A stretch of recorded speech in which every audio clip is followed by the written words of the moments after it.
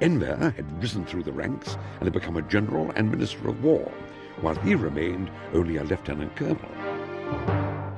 With the rising conflict in Europe, Kemal was aware of the approaching World War.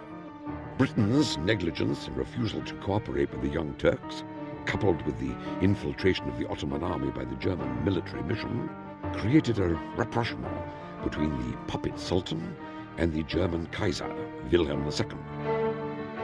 Not respecting the Germans or their military skills, Mustafa Kemal, without success, insisted on staying neutral. For many years, he had been waiting for his moment to come. World War I would give it to him.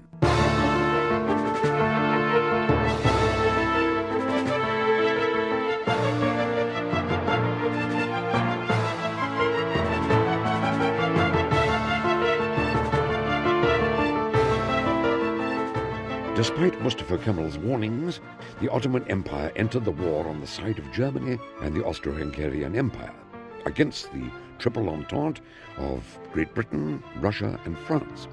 After the standstill in the 350-mile Western Front and the realization that this was to be a long and arduous war, all eyes turned to the east.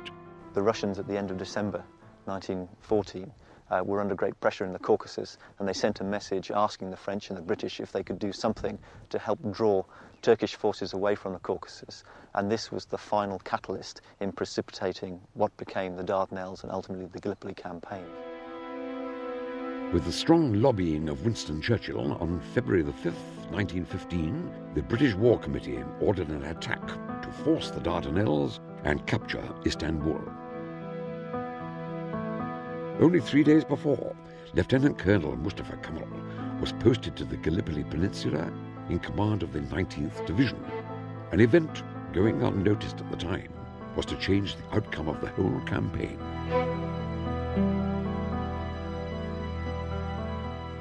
Just a few miles from the ancient city of Troy lay the Straits of Dardanelles and the Gallipoli Peninsula, which had witnessed the legends of Alexander the Great and Jason and the Argonauts. The straits linked the Aegean to Istanbul, which was connected to Tsarist Russia by the Bosphorus. The historical question of Napoleon remained: who will hold Istanbul?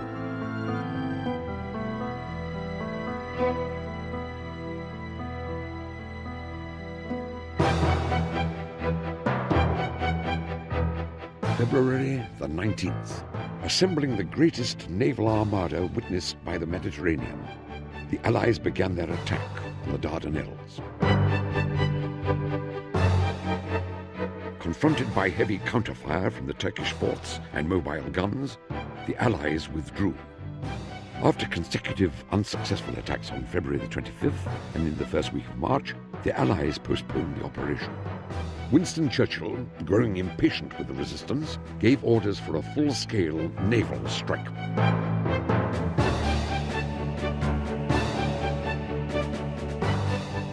March the 18th.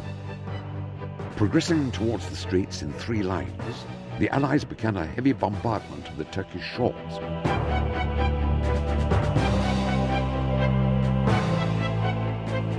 Just when the ships seemed headed for a breakthrough, disaster struck. Under heavy bombardment from the Turkish forts, the French Bouvet and the British Irresistible and Ocean hit the mines laid by a Turkish ship named Nusrat and sank.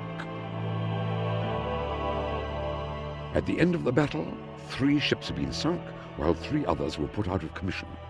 In return, nothing was achieved.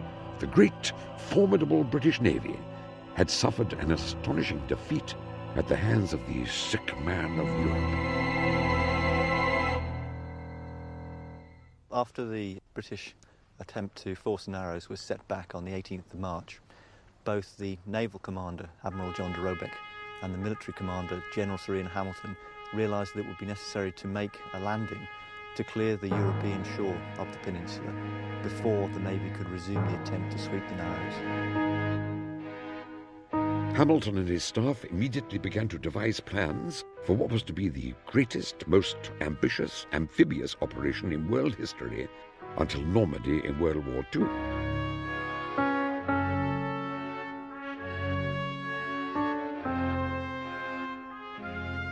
After a month of careful planning, the Allies, under the protection of their naval bombardment, landed at Gallipoli on the morning of April the 25th. Australian and New Zealand troops, known as the Anzacs, landed at Aribunu, today called Anzac Cove. Not encountering any significant Turkish resistance, the Anzacs proceeded inward, up Çanak Bear. Mustafa Kemal realised from the very first moment that the key to defending the whole of the Gaba Tepe position would be the hills which culminated around Koçuk Kemin Tepe and Çanak Bear. And he knew this before he set out, and set out with this knowledge that it was going to be absolutely essential that this particular position should be denied to the invading forces. When Mustafa Kemal arrived at Koçuk Kemin Tepe, he could see very little except the British ships out to shore. So he left the men that had come with him and moved down the hills towards Çanak Bear, where he found the small number of defenders moving back from the advancing Australians. He took the defenders, the Turkish forces, and he said to them, "You must turn and fight." And despite the fact that they complained they had no ammunition, he made them stop, put on their bayonets, lie down, and that in itself was enough to arrest the Australian movement northward up the hills.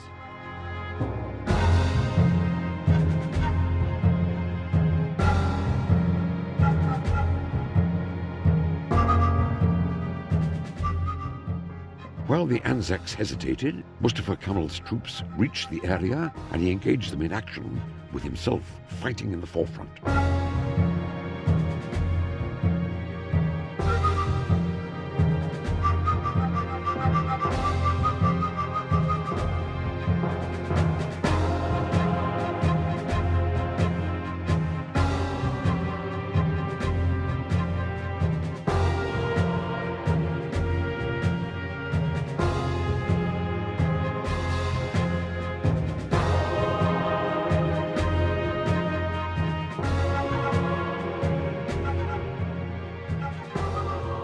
He knew that his chance to be the savior of his country had finally come.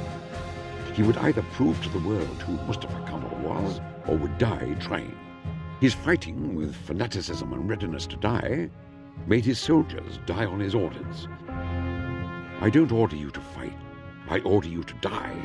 In the time it takes us to die, other troops can come and take our places." At the end of the day of fierce fighting and bravery on both sides, the Anzac advance had been stopped and Çanak Bear secured.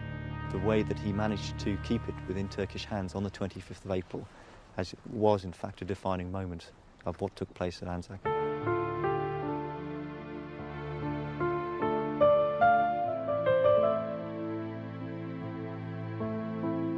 Becoming a full colonel in June, Mustafa Kemal was put in command of the whole northern front in August.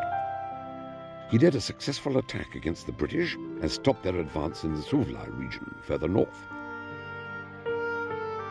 On the morning of August the 10th, during his decisive attack against the Anzacs, an event took place that was to change Mustafa Kemal forever. In the course of the battle, shrapnel shell exploded and he was hit with a piece of shrapnel above the heart, but fortunately the shrapnel lodged in his watch, which he had in his breast pocket, and so he was not seriously wounded. After this event in Gallipoli, there occurred a fit between internal belief that he was immortal